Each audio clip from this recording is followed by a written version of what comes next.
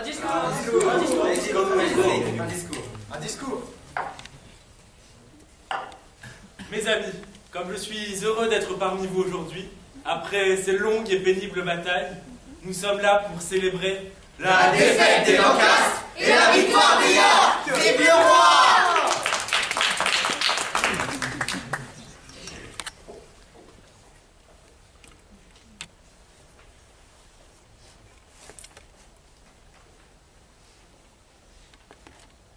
Allez embrasser votre père.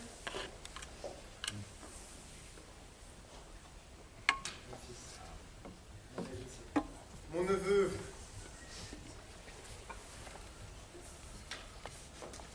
Laissez votre frère tranquille, Jean. La tradition exige du roi qu'il accorde une danse à la reine. Alors honorons la tradition, une danse.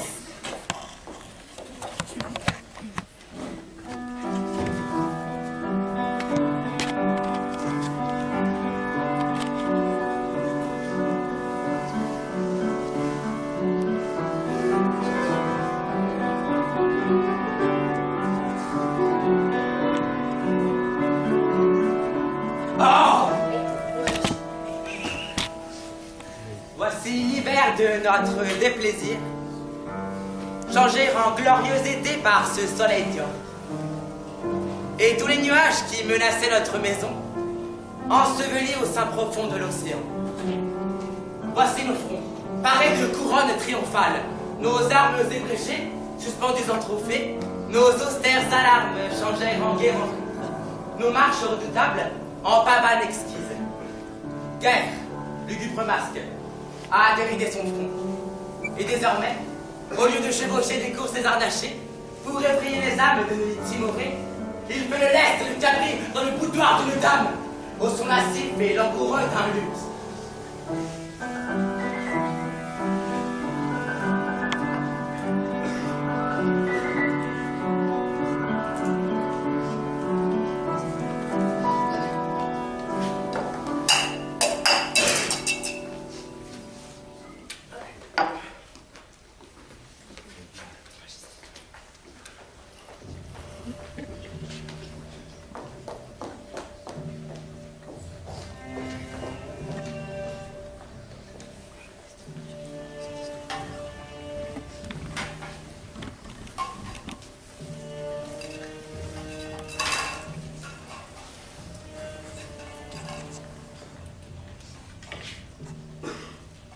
Mais moi, qui ne suis pas formé pour ces folâtres jeux, ni pour courtiser un amoureux miroir, moi, qui suis marqué au sceau de la rudesse, et n'ai pas la majesté de l'amour pour m'aller pavaner devant une impudique nymphe minotière.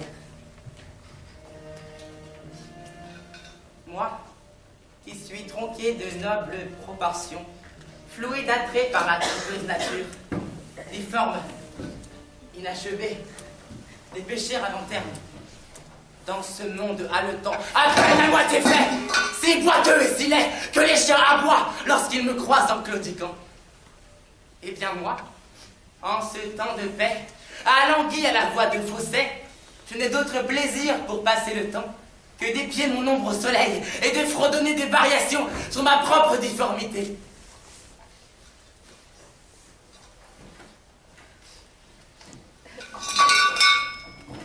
Et donc, si je ne puis être l'amant qui charmera ces jours si beaux parleurs, je suis déterminé à être un scélérat et à haïr les frivoles plaisirs de ces jours. J'ai tramé des intrigues de perfides prologues, grâce à des prophéties d'ivrognes, de libelles et de rêves, pour dresser mon frère Clarence et le roi en haine mortelle l'un contre l'autre. Et si le roi Édouard est aussi franc et droit que je suis fourbe, rusé et traître, aujourd'hui même, Georges, duc de Clarence, sera bouclé. D'après une prophétie qui dit que G, des héritiers d'Édouard, sera le meurtrier. Plongé pensée au fond de mon âme. Voici Clarence qui vient. Non, non. Oh. Frère, bonjour. Que signifie cette escorte en armes qui accompagne votre grâce? Sa Majesté, soucieuse de la sécurité de ma personne, a désigné ce cortège pour me conduire à la tour. Oui, voilà ce qui arrive lorsque les hommes sont gouvernés par les femmes. Ce n'est pas le roi qui vous envoie à la tour. C'est Lady Grey, sa femme, Clarence, c'est elle qui le façonne et l'entraîne dans cette extrémité. Nous ne sommes pas en sûreté, Clarence. Nous ne sommes pas en sûreté. Par le ciel, je crois que personne n'est en sécurité, hormis la parenté de la reine. Je vais aller trouver le roi. Et quel que soit le service que tu me demanderas, fût-ce d'appeler sœur la veuve du roi Édouard, je l'accomplirai et te délivrerai. En attendant, sache que cette profonde disgrâce entre ton frère me touche plus profondément que tu ne l'imagines. Je sais qu'elle nous déplaît à tous deux. Allez, ton emprisonnement ne sera pas long. Je te délivrerai ou me livrerai à ta place. En attendant, prends patience. Va. Foule le sentier par lequel jamais tu ne reviendras. Simple, naïve Clarence, je t'aime tant que je veux d'ici peu envoyer ton âme au ciel. Oh, mais qui dira Hastings nouvellement libéré. Bonjour à mon gracieux Seigneur. Bonjour de même à mon bon seigneur Chambellan. Comment votre seigneurie a-t-elle supporté l'emprisonnement? Avec patience, noble Seigneur, comme ici aux prisonniers. Mais je vivrai assez, mon Seigneur, pour payer de merci ceux qui font la cause de mon emprisonnement. Quelle nouvelle au dehors? Aucune aussi mauvaise que les nouvelles d'ici. Le roi est malade, faible et mélancolique, et ses médecins sont très inquiets pour lui. Ah, hélas. Voilà une très mauvaise nouvelle. Où est-il? Dans son lit? Oui. Allez devant, je vous suis. Il ne peut pas vivre, j'espère, et il ne doit pas mourir avant que Georges soit expédié au ciel en train de poste. Rentrons exciter davantage sa haine contre Clarence par des mensonges cuirassés d'arguments de foi. Et si je n'échoue pas dans mon profond dessein, aujourd'hui même, Clarence mourra. Cela fait que Dieu prenne le roi Édouard dans sa miséricorde et me laisse le monde pour m'y activer. Car après, j'épouserai la plus jeune fille de Warwick. Qu'importe que j'ai tué son mari et son père.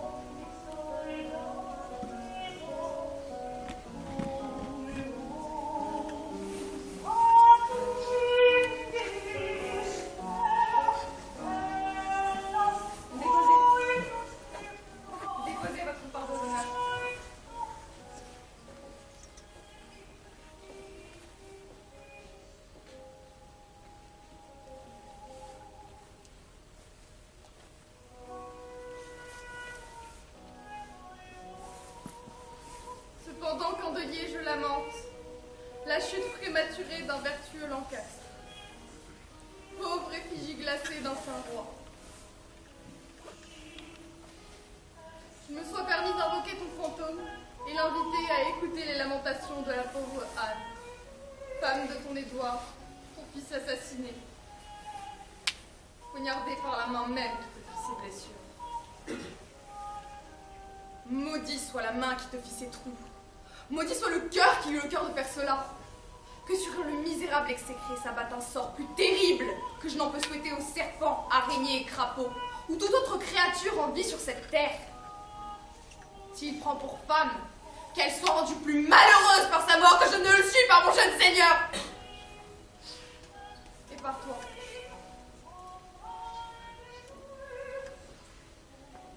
Allez maintenant vers Kirtser et enterrer le saint fardeau que vous avez emporté de Saint-Paul. Et chaque fois que vous serez fatigué par son poids, reposez-vous pendant que je lamenterai à la dépouille du roi Henri. Arrêtez! Arrêtez ou par Saint-Paul, je fais un cadavre qui désobéit. Quoi? Tremblez? Vous avez peur?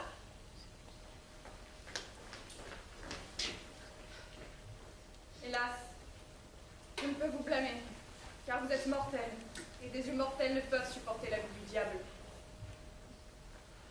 Arrière, toi, terrible ministre de l'enfer! Tu n'avais de pouvoir que sur son corps mortel. Son âme, tu ne peux pas la voir. Aussi, va-t'en. Suave saint, par charité moins de Harry. Abject démon, va-t'en et ne nous trouble pas. Si tu prends plaisir à voir tes odieux forfaits, contemple cet emblème de tes boucheries.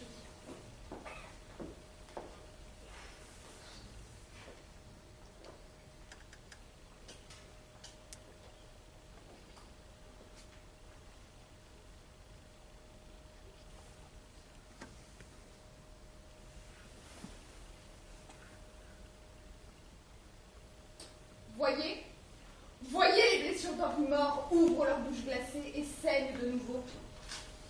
Rougis toi masse d'infecte difformité, car c'est ta présence qui fait jaillir ce sang. Madame, vous ne connaissez pas la règle de la charité qui rend le bien pour le mal et les bénédictions pour les malédictions? Scélérat, tu ne connais ni loi divine, ni loi humaine. Beauté que la langue ne peut décrire. Laissez-moi le patient loisir de m'excuser. Hideur que le cœur ne peut concevoir. Tu ne peux trouver d'autre excuse véritable que de te pendre. Par ce désespoir, je m'accuserai. Par ce désespoir, tu t'excuseras, en vengeant dignement sur toi-même les indignes meurtres commis sur d'autres. Supposons que je ne les ai pas tués. Autant dire qu'ils ne sont pas morts. Je n'ai pas tué votre mari. Alors il est encore en vie. Non, il est mort. Tué de la main d'Édouard. Par ton infecte gorge. Tu mens. Margaret a vu ton glaive meurtrier tout fumant de son sang. J'y étais poussé par sa langue calomnieuse. Tu étais poussé par ton esprit sanguinaire. N'as-tu pas tué ce roi? Je vous l'accorde, oui. Tu me l'accordes, scélérat? Dieu m'accorde aussi que tu sois damné pour cet acte criminel. Tu n'es pas fait pour d'autre lieu que l'enfer. Si, un autre encore, si vous voulez bien me l'entendre nommer. Quelques cachots? Votre chambre à coucher. Que insomnie s'abatte sur la chambre où tu couches. Elle le fera, madame, jusqu'à ce que ce soit avec vous. Je l'espère. D'où ce dit Anne. Laissons cette âpre joute de nos esprits de côté et suivons une méthode un peu plus calme. La cause de la mort d'Henri et d'Édouard Plantagenet n'est-elle pas aussi blâmable que le meurtrier? C'est toi qui en fus la cause, et l'exécutant exécré. C'est votre beauté qui fut la cause de cet effet.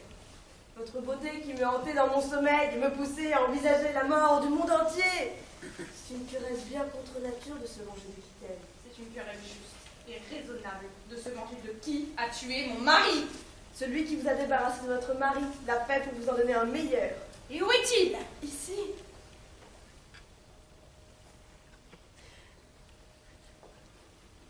Jamais poison ne dégoûta d'un plus hideux crapaud. Hors de ma vue, tu infectes mes yeux. Si ton cœur plein de haine ne peut pardonner, vois, je te prête cette épée, à la pointe acérée. Et s'il te plaît de l'enfouir dans cette loyale poitrine, et d'en laisser s'échapper l'âme qui t'adore, alors je l'offre nue à ton cou mortel, et implore humblement la mort à genoux. Non, n'hésite pas, car j'ai bien tué le roi Henri, et c'est ta beauté qui m'y poussait. Non, dépêche-toi, j'ai bien tué le roi, et le jeune Édouard, et c'est ton doux visage qui m'y forçait.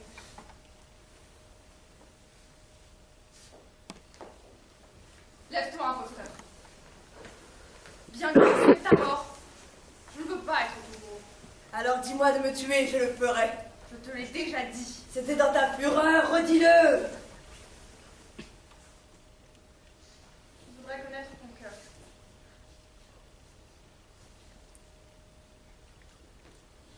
Il est peint par ma langue. Je le crains sous de son faux. Alors jamais homme ne fut vrai. Puis-je vivre dans l'espérance? Les âmes, j'espère, y vivent.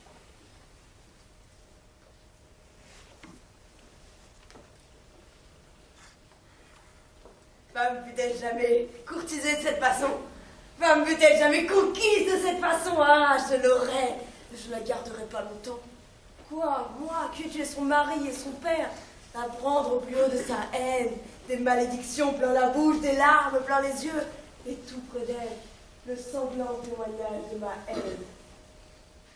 Avoir Dieu, sa conscience et tous ces obstacles contre moi, n'avoir aucun ami à ma cause, que le diable et des regards trompeurs, et pourtant la gagner, tout un monde contre rien. Mais à présent, je vais aller flanquer ce gaillard dans sa tombe et retourner gémir auprès de mon amour.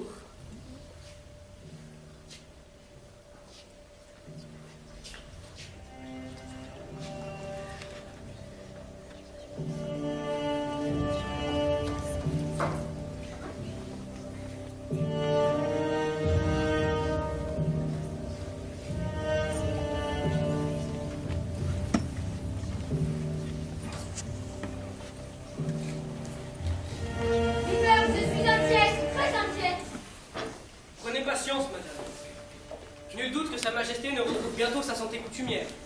Aussi, pour l'amour de Dieu, gardez bon espoir et réconfortez sa grâce par des regards vifs et joyeux. S'il mourait, que m'arriverait-il? Le ciel vous a béni d'un excellent fils pour être votre réconfort quand lui ne sera plus. Ah, il est jeune et sa minorité est placée sous la tutelle de Richard Gloucester, un homme qui n'aime personne, ni moi, ni aucun de nous. C'est donc conclu. Il sera protecteur? C'est décidé, pas encore conclu. Mais il en sera sûrement ainsi si le roi vient à succomber. Voici venir les lords de Buckingham et le lord Champlain. Bonjour à votre grâce royale. Dieu rende votre majesté aussi joyeuse qu'elle l'est. Avez-vous vu le roi aujourd'hui, mes seigneurs? À l'instant, le duc de Buckingham et moi-même venons de rendre visite à sa majesté. Quelle apparence y a-t-il qu'il se rétablisse, monseigneur? Madame, il y a de bons espoirs. Sa grâce parle avec entrain. Il désire réconcilier le duc de Gloucester avec votre frère, et ce en présence du chambellan. Il les a appelés en sa royale présence. Ils me font du tort et je ne les souffrirai pas. Quels sont ceux qui se plaignent au roi? Que ma foi, je leur fais grise mine et ne les aime pas. Parce que je ne sais pas flatter, caresser, enjôler, ramper, on me prend pour un ennemi fielleux. Un homme sincère qui ne pense à mal ne peut-il vivre sans que sa franche loyauté ne soit bafouée par de mielleuses surnoises insinuant j'en foutre? À qui dans cette assemblée s'adresse votre grâce? À toi, qui n'a ni honnêteté ni grâce. Quand ai-je fait injure? Quand ai-je fait du tort? Ou à aucun de votre faction? La peste vous prenne tous. Allez, allez, nous connaissons votre pensée, mon frère Gloucester. Vous jalousez mon élévation et celle de mes amis. Dieu fasse que nous n'ayons plus besoin de vous. En attendant Dieu fait que j'ai besoin de vous. Notre frère Clarence est emprisonné à la tour par vos intrigues. Par celui qui du sort heureux m'a élevé à cette grandeur pleine de soucis, je n'ai jamais excité sa majesté contre le duc de Clarence. Mais fervente avocate, je n'ai cessé de plaider pour lui. Vous pouvez peut-être nier être cause du récent emprisonnement de Lord Hastings. Monseigneur de Gloucester, j'ai trop souvent souffert vos brusques remontrances et vos railleries amères. Par le ciel, j'informerai sa majesté des sarcasmes grossiers que j'ai si souvent endurés. Quoi? Vous me menacez de tout dire au roi? Faites donc, n'épargnez rien. Il est temps de parler, mes bons offices sont tous oubliés. Tais-toi, démon! Je me les rappelle trop bien. Tu as tué mon époux Henri à la tour, et Édouard, mon pauvre fils à Tewkesbury. Avant que vous ne fussiez reine, oui, avant que votre mari fût roi, j'étais la bête de somme de ses grands projets. Pour royaliser son sang, j'ai versé le mien. Pendant ce temps-là, vous et votre mari Grey conspiriez contre la maison de Lancastre, et vous, Rivers aussi. Laissez-moi vous rappeler, puisque vous l'oubliez, ce qu'alors vous étiez et que vous êtes, ce qu'alors j'étais et que je suis. Un abject assassin! Et tu l'es toujours! Écoutez-moi! Pirate querelleur qui vous déchirez pour le partage de ce que vous m'avez pillé. Lequel d'entre vous ne tremble pas en me voyant? Si devant votre reine, vous ne vous courbez plus comme des sujets, du moins comme des rebelles, vous frémissez devant celle que vous avez déposée. Ah, tendre scélérat, ne te détourne pas!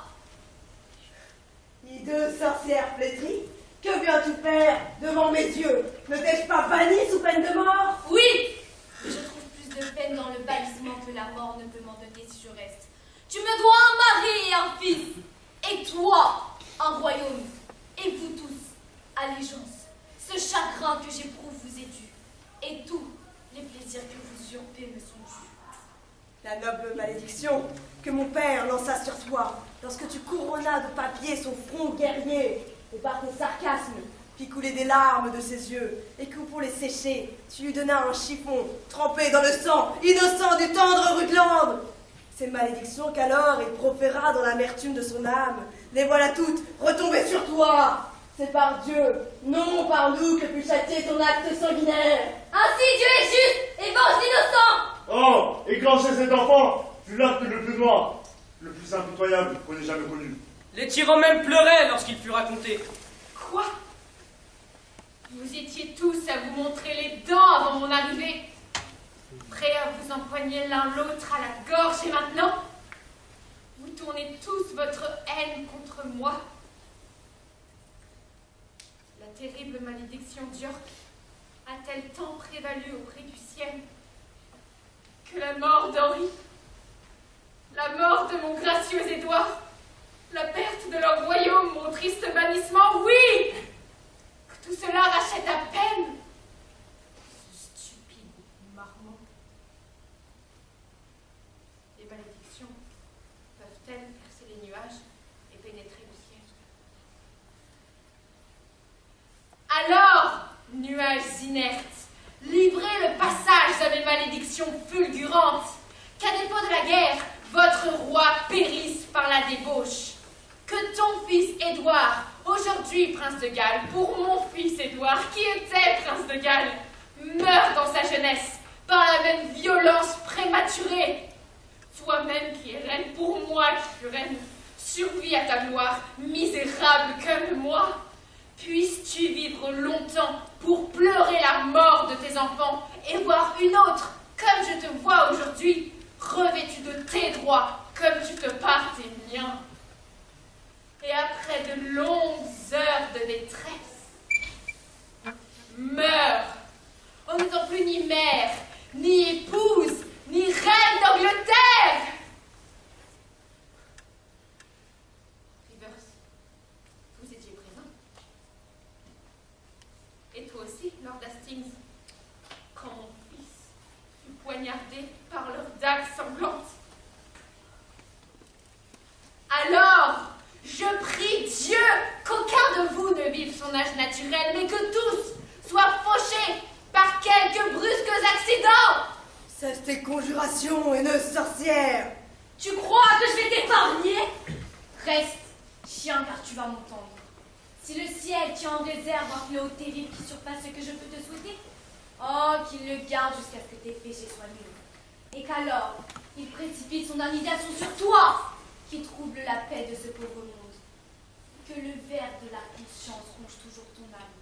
Tant que tu vivras, soupçonne tes amis d'être des traîtres et prends les pires traîtres pour tes plus chers amis. Que jamais le sommeil ne ferme cet œil assassin, à moins qu'un rêve torturant ne t'épouvante d'un enfer Napoléon. Créature des goules, avorton, porc-fouisseur, assez! Pauvre reine, vaine effigie de ma fortune. Pourquoi jeter des mots sucrés sur cette araignée boursouflée, dont la toile mortelle t'empiège de toutes parts? Folle, tu aiguises le couteau qui te tuera. Un jour viendra où tu souhaiteras que je sois là pour t'aider à maudire ce venimeux crapaud bossu. Assez! Oh, Précieux Buckingham, que le succès t'accompagne, toi et ta noble maison. Tes vêtements ne sont pas tachés de notre sang et tu n'es pas sous l'emprise de ma malédiction. Buckingham, prends garde à ce chien-là. S'il flatte, c'est pour mordre. Et quand il mord, sa dent venimeuse infecte mortellement. Que dit-elle, monseigneur Buckingham? Rien dont je ne me soucie, mon noble seigneur. Quoi? Tu méprises mes bienveillants conseils et flattes le diable contre qui je t'avertis?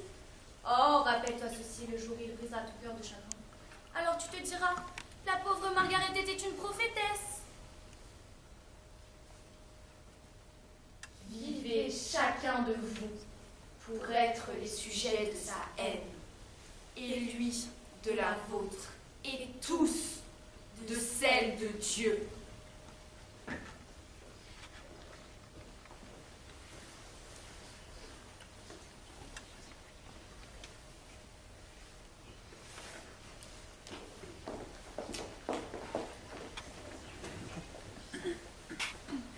Je fais le mal et je suis le premier à brailler. Clarence, que j'ai moi-même mis à l'ombre, je le pleure devant ces innocents de Bécasse, Hastings et Buckingham, et leur dis que c'est la reine et ses alliés qui excitent le roi contre le duc mon frère. À présent, ils le croient et me poussent à me venger de Rivers. Alors je soupire et leur dis que Dieu nous enjoint de rendre le bien pour le mal. Ainsi, j'ai l'air d'un saint au moment même où je joue le plus le diable. Mais doucement, voici venir mes exécuteurs.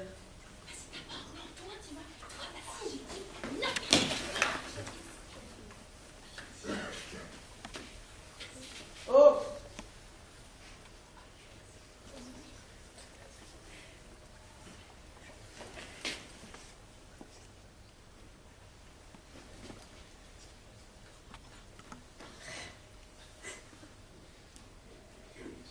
Seigneur, nous venons chercher le laissez-passer. Bien avisé, je l'ai ici sur moi. Mais messieurs, soyez vifs dans l'exécution. Inexorable, ne l'écoutez pas plaider, car Clarence est beau parleur.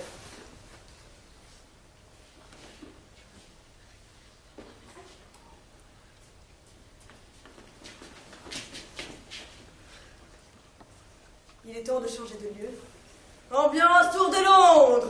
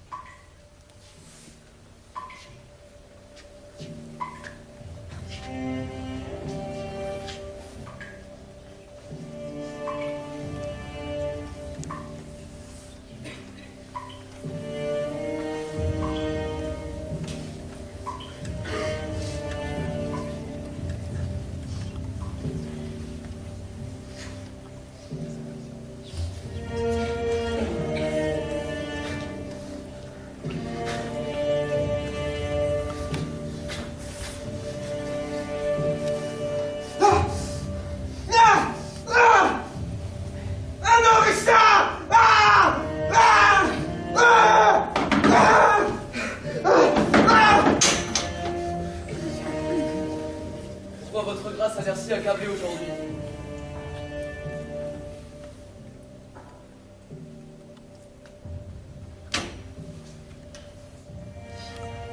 Non, Géolier, j'ai passé une nuit misérable, si pleine de rêves, effroyables et de hideux idiots. Je ne voudrais pas dépenser d'autres nuits semblables, même pour acheter un monde d'heureux jours. Mais quel était ce rêve, monseigneur? Je vous en prie, dites-le-moi.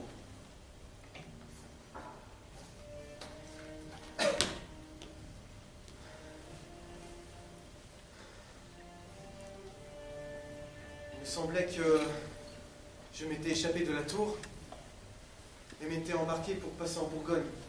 Et ce en compagnie de mon frère Gloucester, qui m'invita à quitter ma cabine pour arpenter le pont. De là, nous regardions vers l'Angleterre, évoquions mille moments douloureux que nous avions vécus pendant les guerres de York et de Lancastre. Et comme nous marchions de long en large, sur le plancher vertigineux du pont, il me semblait que mon frère Gloucester trébuchait, que dans sa chute, il me poussait par-dessus bord. Ah, moi qui voulais le retenir dans les vagues tumultueuses de l'océan. Oh, quelle souffrance c'était de se noyer! Quelle atroce vision de mort devant mes yeux! Et vous vous êtes pas réveillé dans cette cruelle agonie? Non, non. Mon rêve s'est poursuivi au-delà de la vie. C'est là qu'a commencé la tempête pour mon âme. Il me sembla franchir le flot mélancolique, en compagnie de ce sombre passeur dont parlent tous les poètes, pour entrer au royaume de perpétuelle nuit. C'est là que le premier à saluer mon âme étrangère fut mon illustre beau-père, le renommé Warwick, qui s'écria à voix forte: quel châtiment pour le parjure cette sombre monarchie doit-elle infliger aux sombres Clarence? Saisissez-le, furie, livrez-le au supplice! De là, me semblait qu'une légion de fétides démons m'environnait et hurlait à mes oreilles des bruits si atroces qu'à ce seul bruit, je me suis réveillé en tremblant, et pendant un long moment, j'ai pu cesser de croire que j'étais en enfer. Ce n'est pas étonnant, monseigneur. Moi-même j'en tremble à vous l'entendre raconter.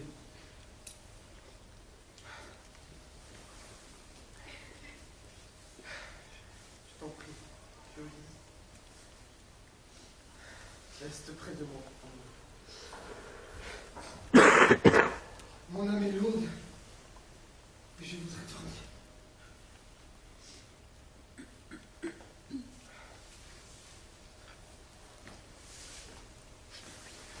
Que Dieu accorde à votre grâce un bon repos.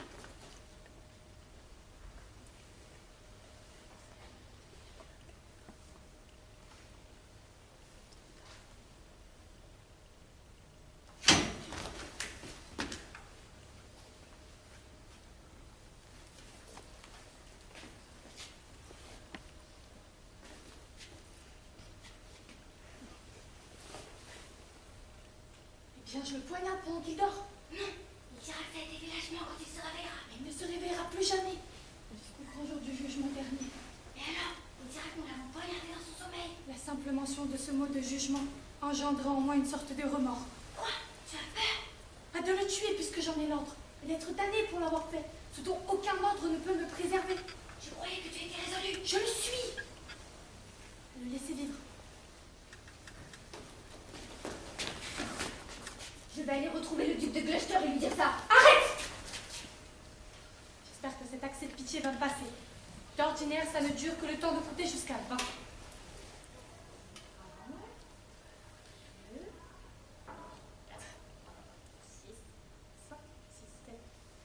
17. Comment te sens-tu maintenant? J'ai encore en moi un petit peu plus de conscience. Avec notre récompense quand cela sera fait.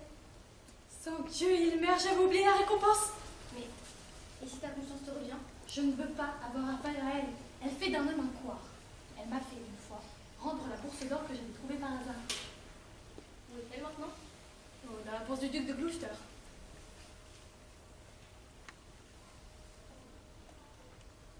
Sans Dieu, la voilà justement dans mon coude qui me persuade de ne pas tuer le duc. Remets la diablesse dans ton esprit, ne l'écoute pas. J'ai la charpente solide. Elle ne mourra pas. Je parle comme un brave qui tient à sa réputation.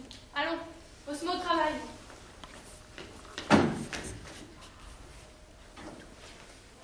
Donne-lui un coup sur la citrouille avec le poignard de ton épée. Et puis, jette-le dans le tonneau de Malvoisie qui est dans la pièce voisine. Excellente idée. Faisons de lui une millette. Il se réveille. Frappe! Non, on va raisonner avec lui. Où es-tu, geôlier?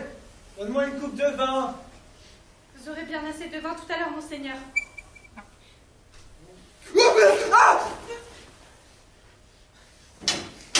Mais qui êtes-vous? Il y a de la menace dans vos yeux. Pourquoi êtes-vous si pâle? Qui vous a envoyé? Dans quel but venez-vous?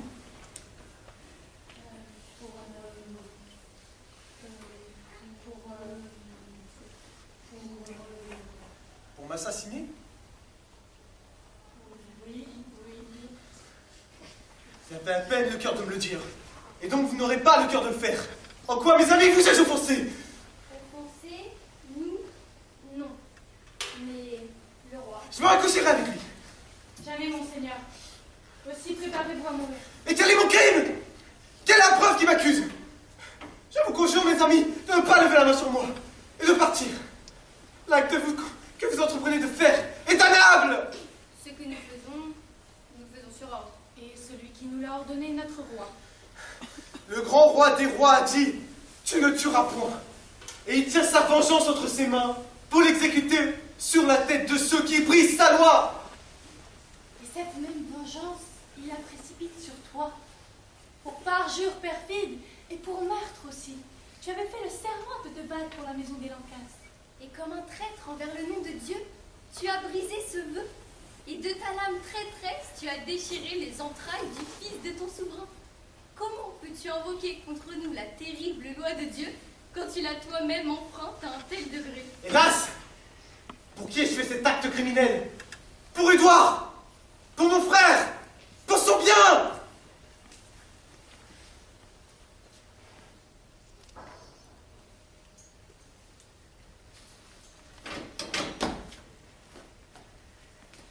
L'amour de ton frère, notre devoir, tes fautes, nous incitent à présent à t'assassiner. Non, si vous êtes payé pour ceci, je vous enverrai à mon frère Gloucester, qui vous rétribuera plus dans ma vie que dans la forêt pour l'annonce de ma mort. Jamais, monseigneur. Votre frère Gloucester est... Ne le calomniez pas, car il est bon. Vous vous trompez. C'est lui qui nous envoie pour vous supprimer. Cela ne se peut pas, car il m'a serré dans ses bras et a juré avec un long sanglot qu'il travaillerait à ma délivrance. Eh bien, c'est ce qu'il fait. Quand il vous délivre des chaînes de cette terre pour vous conduire aux joies du ciel. Mes amis, réfléchissez, je vous en prie. Ceux qui vous ont donné l'ordre d'exécuter cet acte, moi héros de l'avoir exécuté. Que devons-nous faire? Mon ami, je t'en prie. Je vois quelque pitié dans ton regard. Si ton œil ne trompe pas, alors range-toi de mon côté et supplie pour moi. Regardez derrière vous, monseigneur! Prends ça! Et ça! Et si ça ne suffit pas, je vais aller te noyer là-bas, dans le tonneau de Malvoisie!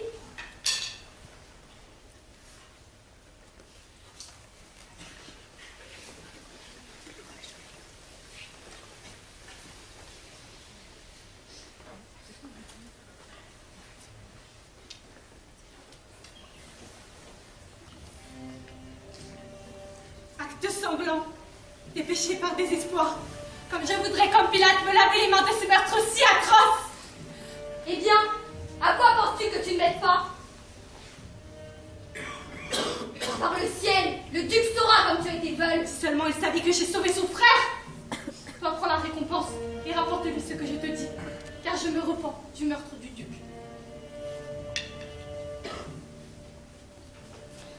Moi non!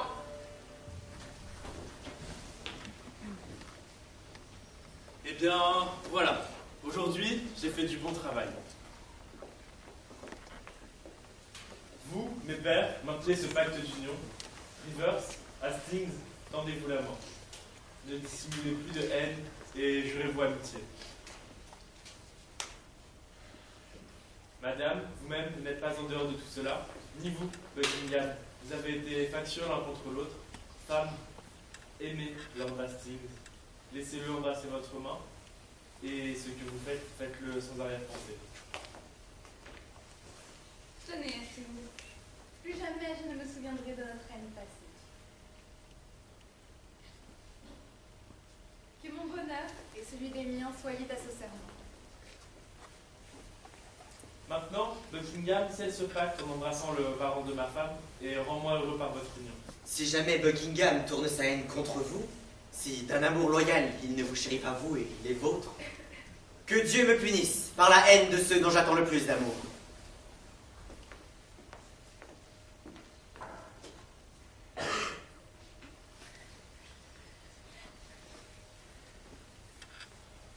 Ton vœu, princier Buckingham, est un précieux cordial pour mon cœur malade.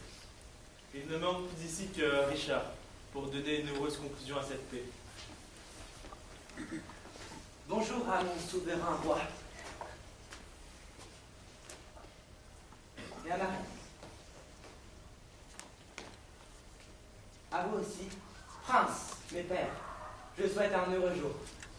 Heureux en vérité, ce jour que nous avons passé. Richard, nous avons fait œuvre de charité. Changer la guerre en paix, la haine en loyal amour, entre ces nobles arrogants enflammés de grief. Œuvre bénie, mon très souverain seigneur, qui dans cette foule princière, j'ai à mon insu ou dans ma colère, commis quelque offense dont souffre rudement quiconque ici présent. Je souhaite me réconcilier avec lui et retrouver son amitié. Désormais, ce jour sera célébré comme un jour de fête. Dieu veuille que toutes nos querelles soient vraiment résolues. Mon souverain seigneur, je supplie votre Altesse de bien vouloir rappeler en grâce notre frère, Clarence. Quoi, madame? Ai-je offert mon amitié pour cela? Pour être ainsi bafoué en présence du roi? Qui ne sait que le noble duc est mort? Vous lui faites injure en insultant son cadavre. Clarence est mort, l'ordre était révoqué. Mais lui, pauvre homme, est mort de votre premier homme. Une faveur, mon souverain, pour mes services passés. Je te prie de paix, mon âme est pleine d'affliction. Je ne me lèverai que si votre Altesse m'écoute. Alors, dis vite ce que tu demandes. La grâce, mon souverain, d'un de mes serviteurs qui a tué aujourd'hui un gentilhomme turbulent de la suite du duc de Norfolk. Ai-je une langue pour condamner mon frère à mort? Et cette même langue pardonnera un esclave? Mon frère n'a tué personne. Sa faute n'était qu'en pensée. Et pourtant, son châtiment fut une mort amère. Qui a plaidé pour lui? Qui, dans mon courroux, s'est agenouillé à mes pieds et m'a prié de réfléchir? Qui a parlé d'amour? Qui a parlé de fraternité? Tout cela, un courroux coupable et brutal l'avait extirpé de mon souvenir. Mais pas l'un d'entre vous n'a eu la charité de me le rappeler. Mais quand les charretiers de votre suite ont commis un meurtre d'ivrogne, voilà aussitôt à genoux, implorant grâce, grâce.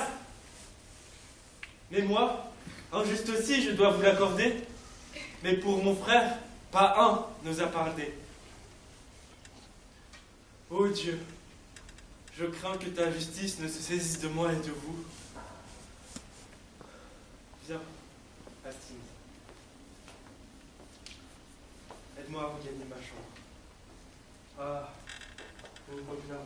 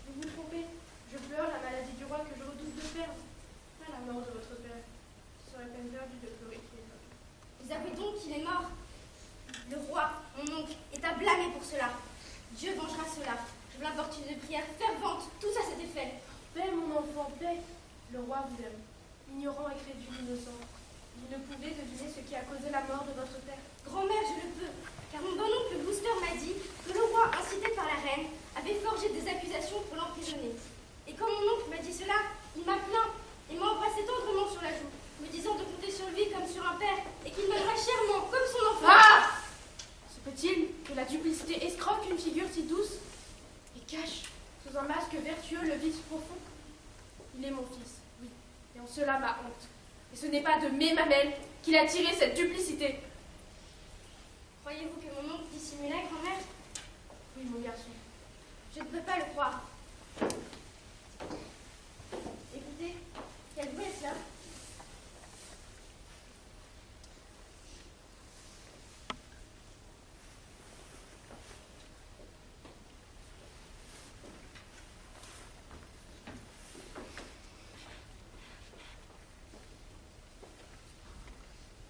Édouard, mon Seigneur, ton fils, notre roi est mort.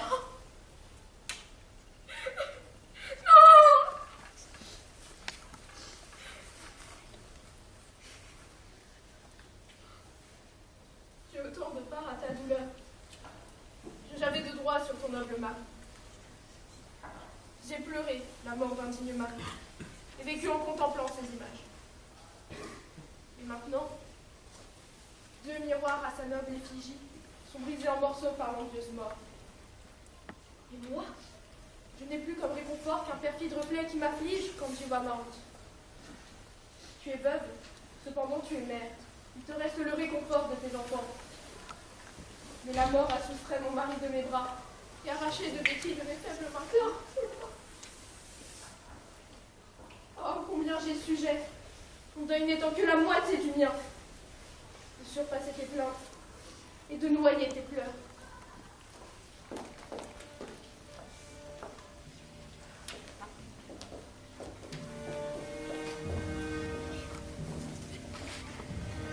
Bon. Tenons-nous-en à ceci. Catesby, va et sonde Lord Hastings sur ses dispositions vers notre projet. Et convoque-le demain à la tour pour délibérer au sujet du couronnement. Si tu le trouves favorable à nos vues, encourage-le. S'il est de plomb, sois de même et brise l'entretien. Bien, monseigneur. Maintenant, monseigneur, qu'allons-nous faire si nous nous apercevons que le Lord Hastings ne se prête pas à nos complots? Lui trancher la tête.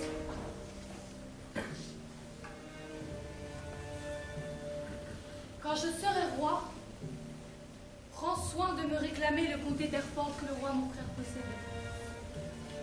Je réclamerai cette promesse à votre grâce. Viens, allons souper de bonne heure pour pouvoir digérer nos complots après.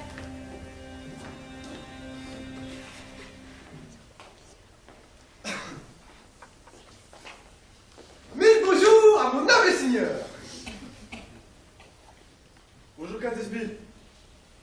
Vous êtes soupé de bonheur. Quoi de neuf? Quoi de neuf dans notre état qui titube?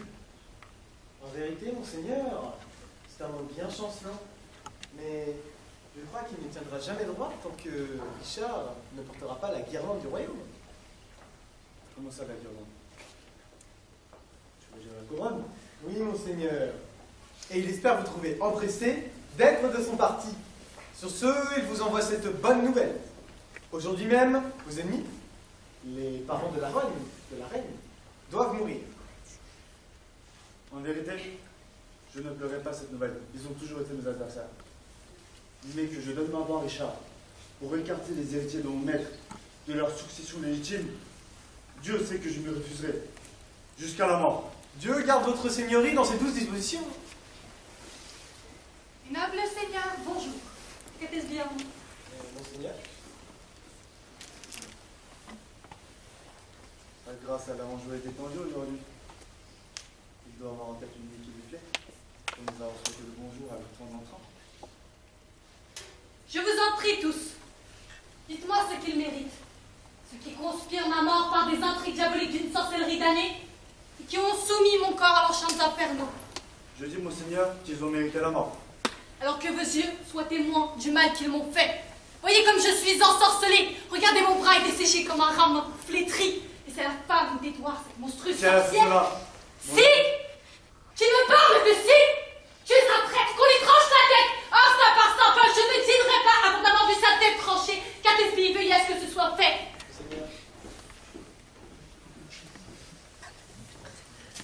Pitié. Pitié pour l'Angleterre, mais aucunement pour moi. Car moi, trop bête, j'aurais pu prévenir cela. 3 fois aujourd'hui que mon cheval s'est cabré envers la tour, comme s'il répugnait à me porter à l'abattoir. Oh, Margaret, Margaret, Maintenant, ta lourde malédiction s'est abattue sur la tête misérable du pauvre Hastings. Allons, allons, dépêchez. Le duc voudrait dîner.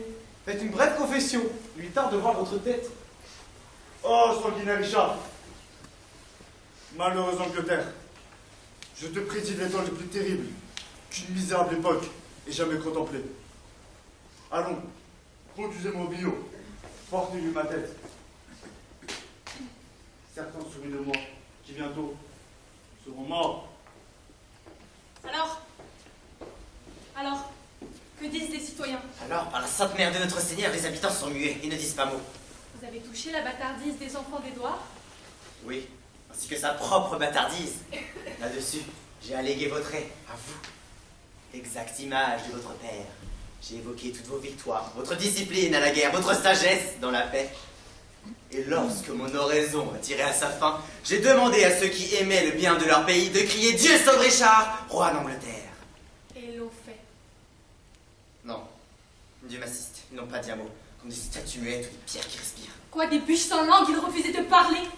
Alors le maire et ses confrères ne vont pas venir? Le maire est là, tout près. Simulez quelques craintes. Ne vous laissez entretenir qu'après de puissantes supplications. Ayez soin d'avoir un livre de prière à la main. Et d'apparaître en méditation, mon bon Seigneur, car sur cette base, je créerai de pieuses variations. Ne vous laissez pas facilement gagner à nos requêtes. Jouez la Vierge. Répondez toujours non et acceptez. Le Lord Maire frappe, Catesby. Passez à la galerie.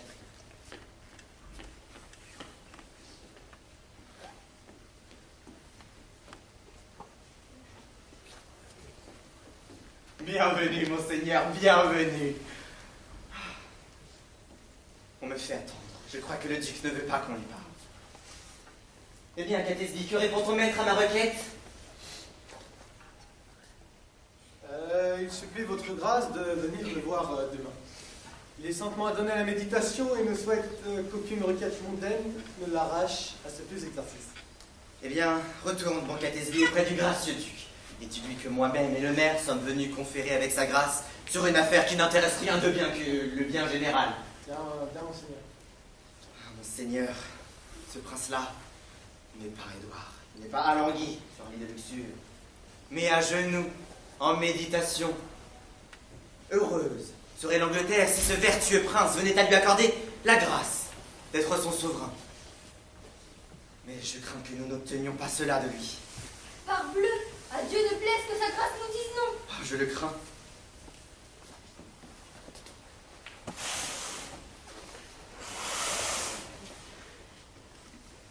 Voyez sa grâce. Il tient un livre de prière à la main. Glorieux Plantagenet, très gracieux prince, prête une oreille favorable à nos requêtes, et pardonne-nous dans tes rues, tes dévotions et ton zèle très chrétien.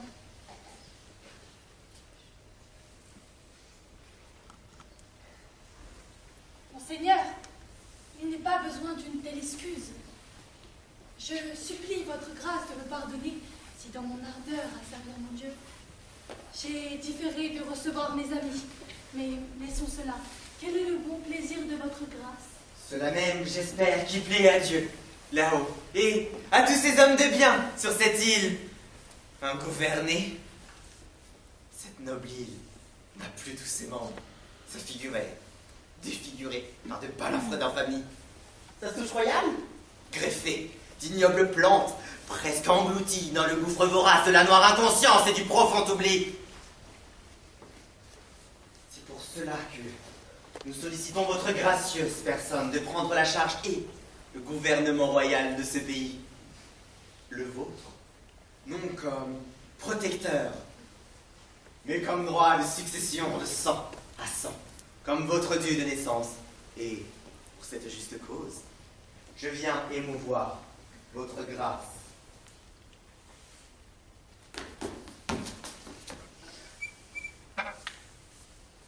Dieu merci.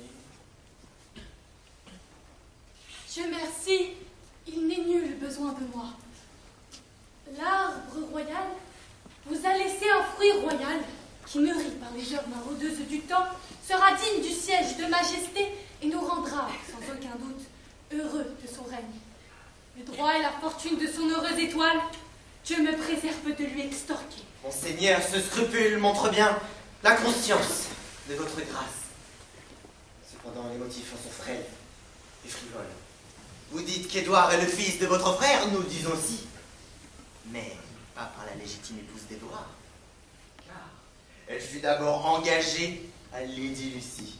Puis, une pauvre quémandeuse, beauté sur les déclins, a conquis son œil lubrique pour l'entraîner sur la pente abjecte de l'immonde bigamie. C'est d'elle, oui, c'est d'elle, dans un lit illégitime qu'elle a eu cet Édouard que notre courtoisie appelle le prince. Monseigneur, ramenez votre noble lignée dans la voie de la succession véritable. Faites-le, mon monseigneur. Vos citoyens vous en supplient. Oh, rendez-les joyeux et accordez-leur leur légitime requête. Hélas, pourquoi voulez-vous amonceler ce souci sur moi? Je ne suis pas fait pour la pompe ni pour la majesté. Je vous en supplie, ne le prenez pas mal. Je ne veux ni ne peux vous aider. Eh bien, que vous acceptiez ou non notre requête, le fils de votre frère ne sera jamais notre roi. Nous placerons quelqu'un d'autre sur le trône pour la disgrâce et la ruine de votre maison. Et dans cette résolution, Morbleu, venez, je ne suffirez plus. Attrapez-les, monseigneur, acceptez leur requête. Et vous refusez, tout le pays en souffrira. Voulez-vous me jeter d'une part dans ce mauvais souci? Rappelez-les, je ne suis pas de pierre. Et me laisse pénétrer par vos tendres prières. Cousin de Buckingham, et vous, homme sage et grave, puisque vous voulez me boucler la fortune sur le dos et m'en faire porter le fardeau, que je le veuille ou non, je dois avoir la patience d'en endurer la charge. Dieu bénisse votre grâce.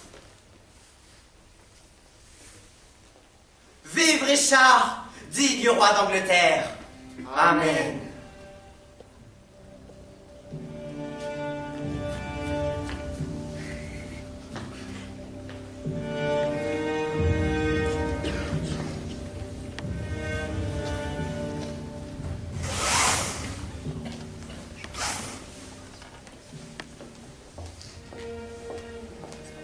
Bienvenue. Bonjour. Dieu accorde à votre grâce une heureuse et joyeuse journée. À vous de même, chère sœur.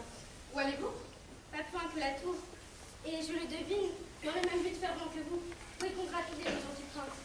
Chère sœur. Merci. Nous y entrerons ensemble. Maître lieutenant, comment vont mes deux fils? Très bien, chère dame. Pardonnez-moi, mais j'ai pu vous permettre de leur rendre visite. Le roi l'a strictement défendu. Le roi? Qui donc? Je veux dire le seigneur protecteur. A-t-il dressé des barrières entre leur amour et moi? Je suis leur mère. Qui me séparera d'eux? Je suis la mère de leur père. Je veux les voir. Je suis leur tante par alliance. Conduis-moi auprès d'eux, je prends ton âme sur moi. Non, madame, je suis dit par serment. Mais madame, vous devez vous rendre sur le champ au château pour y être couronnée reine et comme épouse de Richard. Oh.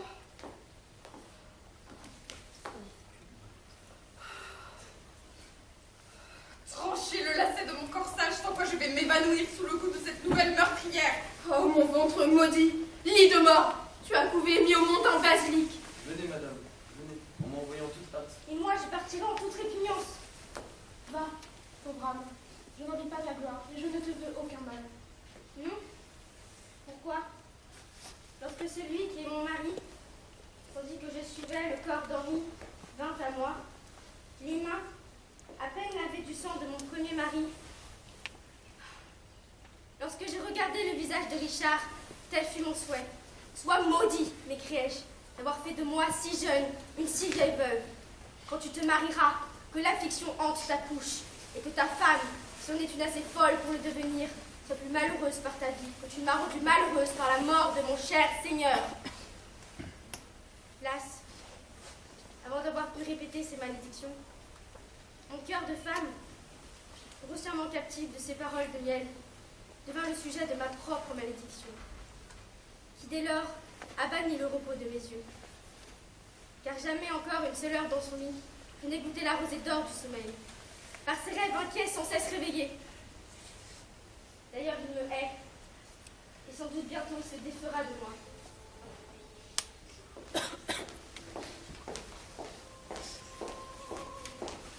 Pitié, Amphitryon, pour ces tendres enfants que l'envie a cloîtrés dans vos murs. Rude berceau pour de tendres freins, prenez soin de mes petits.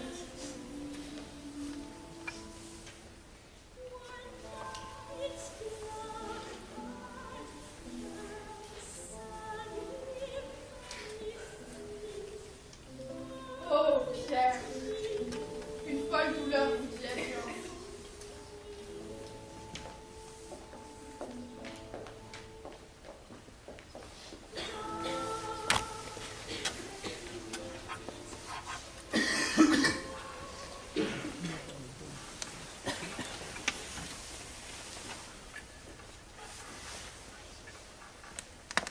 Catesby, Radcliffe. Veuillez disposer un drap sur le piano.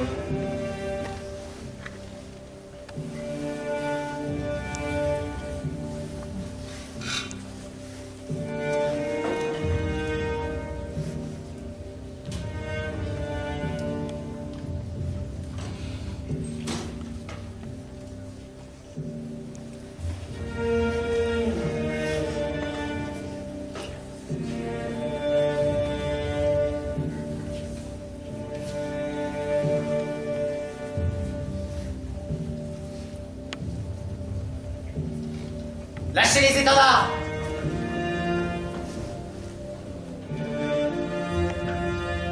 Veuillez mettre l'escalier pour les trains de Sa Majesté.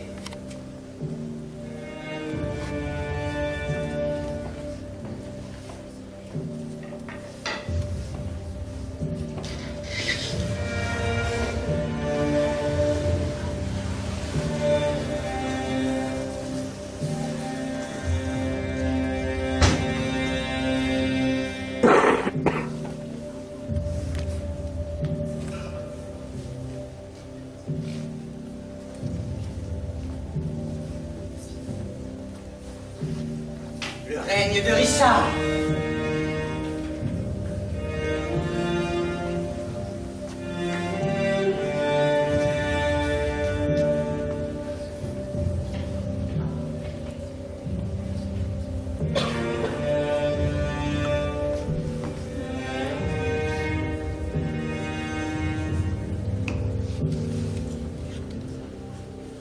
Cousin de Buckingham, Mon gracieux souverain.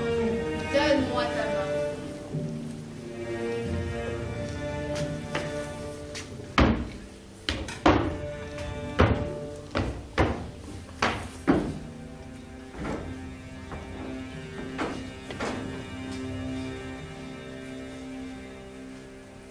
C'est à cette hauteur que, par tes conseils et ton assistance, le roi Richard est assis. Mais devons-nous porter ces splendeurs un seul jour? Ou doivent-elles durer et nous en réjouir? Qu'elles vivent toujours et durent à jamais. Ah, Buckingham. À présent, je fais jouer la pierre de touche pour éprouver si ton or est vraiment pur. Le jeune Édouard.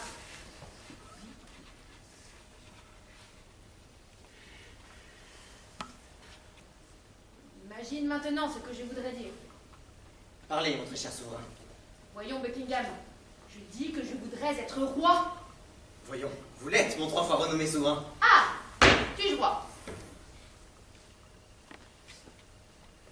Oui. Mais Édouard vit. Vrai noble prince. Vrai noble prince?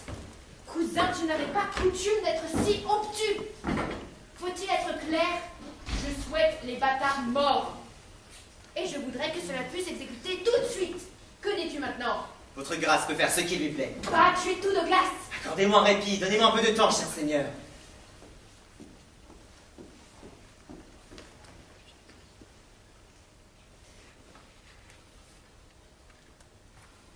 Gatsby, Monseigneur,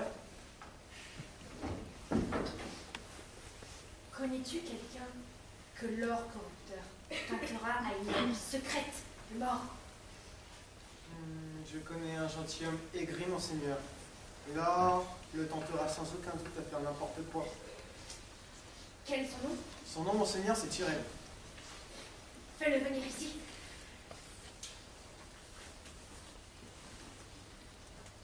Le rusé Buckingham ne sera plus l'intime de mes conseils. Il a si longtemps tenu bon avec moi, sans fatigue. Et il s'arrête maintenant pour souffler.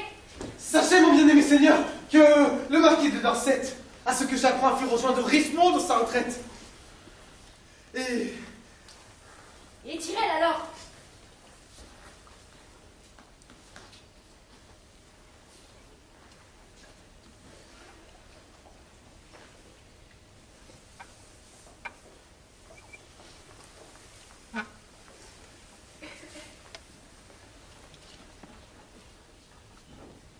Ton nom est Tyrell? James Tyrell, et votre très obéissant sujet. L'es-tu vraiment? Oui, mon bien-aimé seigneur. Oserais-tu d'entreprendre de tuer un de mes amis? Si cela vous plaît. Mais j'aimerais mieux tuer 2 de vos ennemis. Eh bien, tu y es. 2 profonds ennemis. Tyrell, je veux dire les bâtards de la tour. Je dépêche l'affaire tout de suite. Monseigneur, j'ai examiné la dernière requête sur laquelle vous m'avez sondé. Ah, laissons cela dormir. Dorset s'est enfui et a rejoint Richmond. Monseigneur, je réclame donc qui par promesse m'est dû, le comté de Hertford pour lequel vous m'avez promis la possession. Bien que répond votre Altesse à ma juste requête. Je m'en souviens. Henri VI prophétisa que Richmond serait roi. Quand Richmond n'était qu'un petit garçon stupide. Roi. Peut-être. Peut-être. Monseigneur, votre promesse du comté. Richmond. Un barde irlandais, un jour m'a dit que je ne vivrais pas longtemps après avoir vu Richmond. Monseigneur! Oui? Quelle heure est-il? Sur le coup de 10 heures. Oh, eh bien, laisse-le sonner. Pourquoi laisse-le sonner? Parce que tu es là, comme un jacquemart d'horloge, à retenir le coup entre ta supplique et ma méditation. Je ne suis pas en veine de largesse aujourd'hui.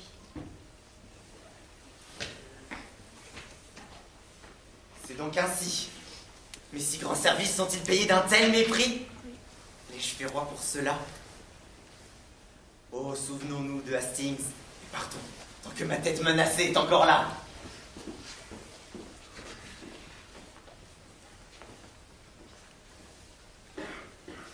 L'acte tyrannique et sanglant est accompli. Le plus grand forfait, le plus pitoyable massacre dont jamais ce pays se soit rendu coupable. Dighton et Forrest, que j'ai subornés, pour accomplir ce chef-d'œuvre de boucherie forcenée, ont beau être des scélérats endurcis, des chiens sanguinaires. Ils fondaient d'attendrissement et de douce compassion, pleuraient comme 2 enfants racontant tristement leur mort. Oh, disait Dighton, ainsi reposaient les tendres petits. Ainsi, disait Forrest, ils s'enlaçaient l'un l'autre dans leurs innocents bras d'albâtre. Leurs lèvres étaient 4 roses rouges sur une même tige, et dans leur bel été, s'embrassaient l'une l'autre.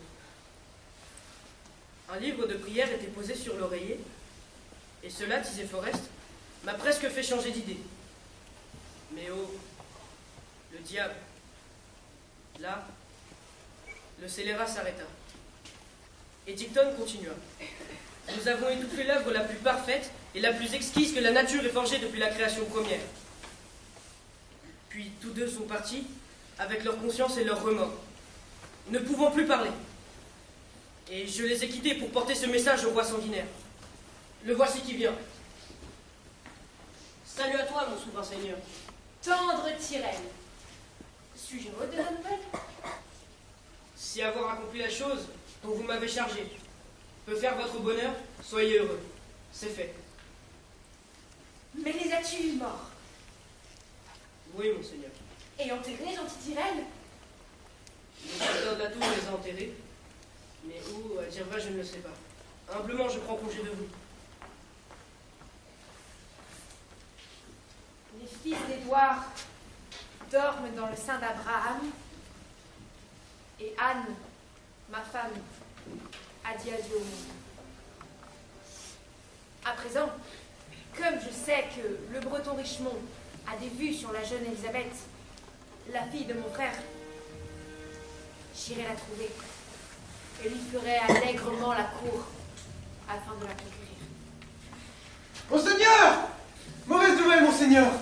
Marmont a fait rejoindre Richmond, et Buckingham est encore pas contre nous! Rassemble les troupes. Mon bouclier sera mon conseiller. Il ne faut être bref sur le champ de bataille quand les traîtres osent nous défier.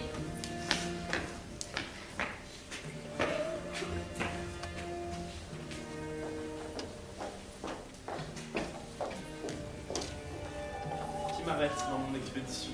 Oh, celle qui aurait pu, misérable, en t'étranglant dans son ventre maudit, empêcher tous les meurtres que tu as perpétrés. Dis-moi, vil scélérat, où sont les enfants? Toi, Crapaud, où est ton frère Clarence? Patience, parlez doucement.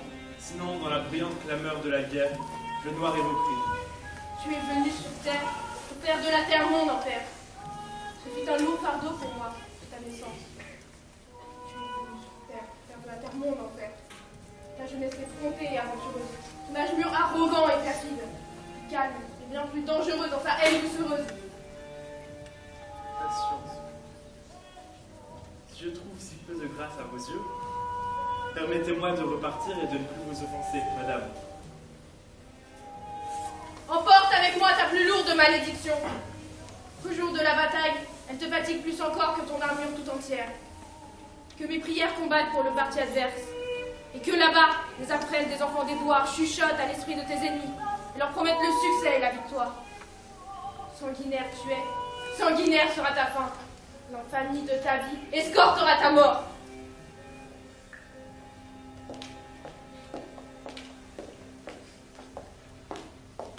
Restez, madame. J'ai un mot à vous dire. Je n'ai plus de fils de sang royal que tu puisses assassiner. J'avais une fille, appelée Elisabeth, vertueuse et belle, royale et gracieuse. Et doit-elle mourir pour cela? Oh. Laisse-la vivre. Pour qu'elle vive, je confesserai qu'elle n'était pas la fille d'Édouard. Ne sois pas si trompe à interpréter ma pensée. Je veux dire que de tout mon cœur, j'aime ta fille et que j'entends la faire reine d'Angleterre. Vraiment? Et qui veux-tu lui donner pour roi? Moi-même? Qu'en penses-tu? Comment te proposes-tu de lui faire la cour? Ça, je voudrais l'apprendre de vous. Vous connaissez l'homme de son caractère. Envoie-lui, par l'homme qui a tué ses frères, 2 cœurs sanglants où seront gravés ses noms. Édouard et York. Peut-être qu'elle pleurera. Propose-lui un mouchoir. Dis-lui que ce mouchoir a étanché la sève pourpre du corps de son tendre frère et prie-la d'essuyer ses larmes avec. Si cette incitation ne la pousse pas à t'aimer, dis-lui que tu as expédié son oncle Clarence, son oncle Rivers. Oui, que par amour pour elle, tu as vivement expédié sa bonne tante Anne. Vous vous moquez de moi? Ce n'est pas comme ça que je vais gagner l'amant de votre fille. Il n'est point d'autre moyen, à moins que tu ne puisses prendre une autre forme et ne plus être Richard qui a fait tout cela. Planète de la chance, soyez contraire à mes projets, si ce n'est pas avec l'amour d'un cœur sincère que j'aime ta belle et noble fille. Alors, soyez auprès d'elle, l'avocate de mon amour. Serais-je ainsi tenté par le diable? C'est pour le bien que le diable vous tente. Écris-moi bientôt, et tu sauras de moi ses intentions. Femme frivole et changeante. Mon suzerain, le duc de Buckingham est pris. Voilà la bonne nouvelle. Le comte de Richmond, avec sa puissante armée, a débarqué à Milford. C'est un message plus froid, mais qui doit être dit. En route.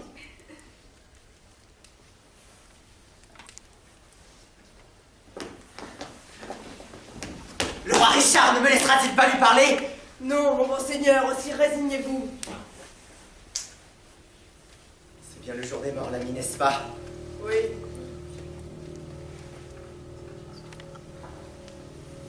Ce jour-là, au temps du roi Édouard, j'ai souhaité qu'il fût fatal si je devenais traître envers ses enfants et les parents de sa femme.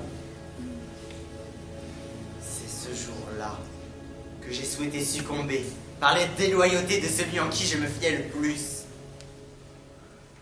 Dieu, qui voit tout et dont je me jouais, a fait retomber mes fins de prière sur ma tête et a offert pour de bon ce que je mendiais pour rire. Ainsi la malédiction de Margaret retombe lourdement sur ma nuque.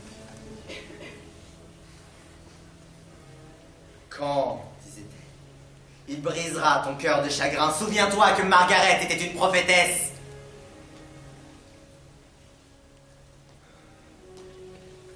Allez, amenez-moi au billot d'ignominie.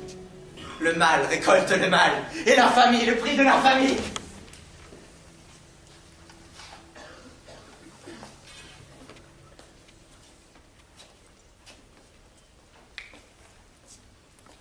Compagnons d'armes, très dévoués amis, meurtris sous le joug de la tyrannie, jusqu'ici au cœur de ce pays nous avons marché sans rencontrer de résistance. Le sanglier misérable, sanguinaire et usurpateur qui a saccagé vos prairies d'été et vos vignes fertiles, qui boit votre sang chaud comme des eaux grasses et se fait une auge de vos ventres étripés. Ce porc infâme est maintenant ici au cœur de cette île, tout près de la ville de Leicester. D'ici jusque-là, il n'y a qu'une seule journée de marche. Au nom de Dieu, en avant courageux amis, allons moissonner la récolte d'une paix éternelle par l'unique et sanglante épreuve d'une guerre acharnée.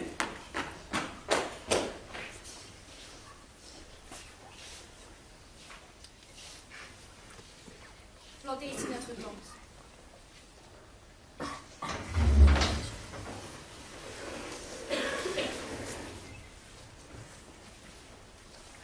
Je vais me reposer un peu avant la bataille. Bien, monseigneur, venez.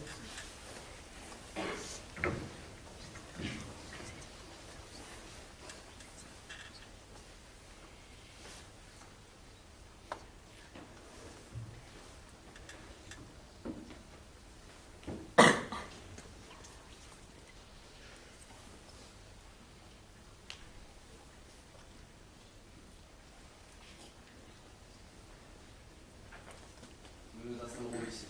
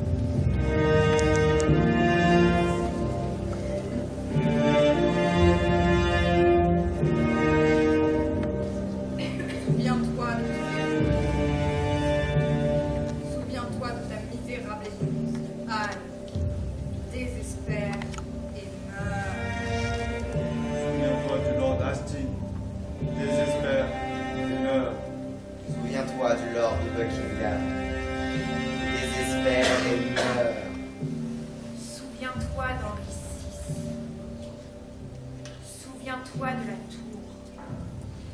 Désespère et meurs. Souviens-toi que tu m'as poignardé. Désespère et meurs. Les âmes de tes neveux te disent, désespère et meurs.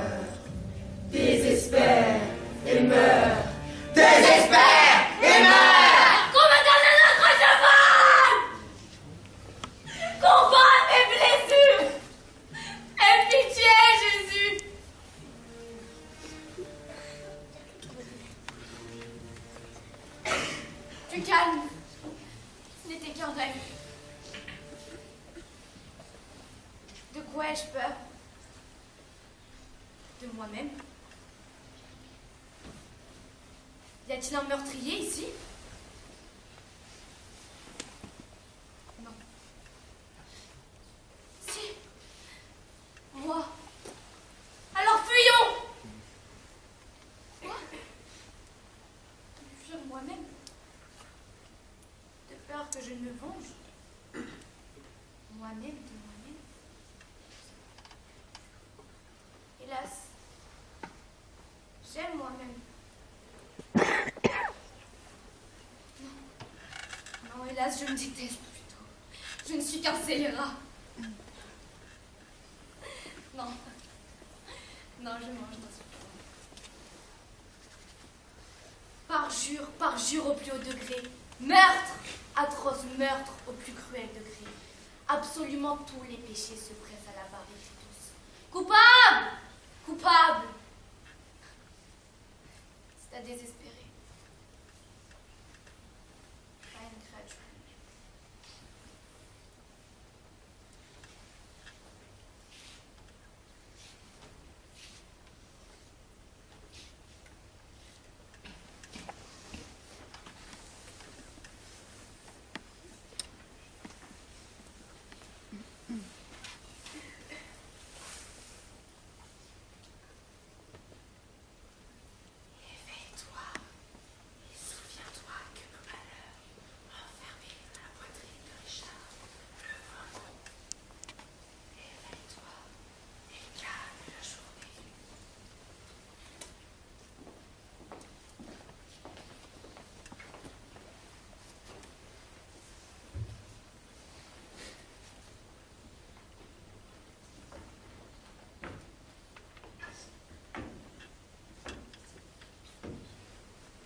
Bien-aimés concitoyens, l'urgence et la nécessité de l'heure m'interdisent de m'étendre sur ce que j'ai déjà dit.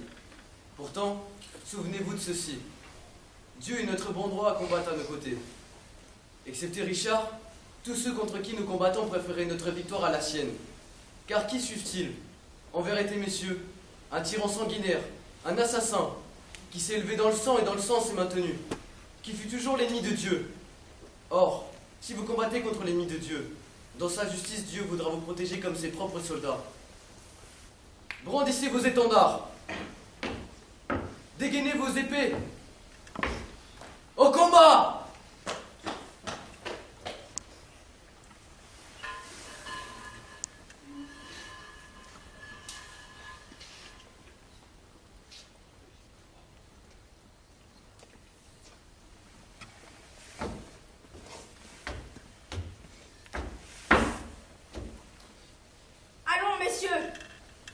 Chacun à son poste. Ne souffrons pas que des rêves bavards effraient nos âmes. En marche, jetons-nous dans la mêlée, main dans la main, sinon pour le ciel, du moins pour l'enfer. N'oubliez pas qui vous devez affronter. Une horde de vagabonds, de crapules et de pleutres, misérables bouseux que leur pays écœuré vomit. Et qui donc les conduit?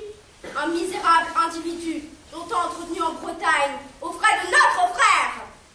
Une mouillette qui jamais dans sa vie n'a senti le froid de la neige plus haut que ses souliers.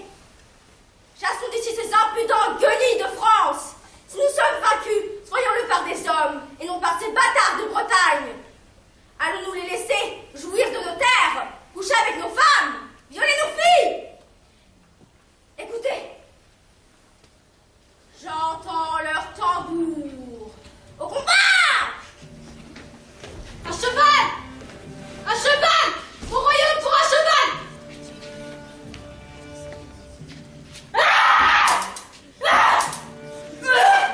Je crois avoir vu 6 dragons sur le champ de bataille. J'en ai tué 5 aujourd'hui, à sa place. Un cheval! Un cheval! Mon royaume pour un cheval! Un cheval! Un cheval!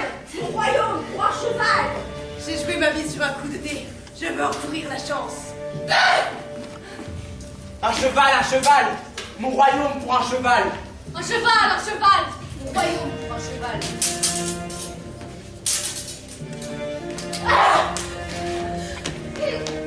Un cheval! Un cheval! Mon royaume pour un cheval! Un cheval!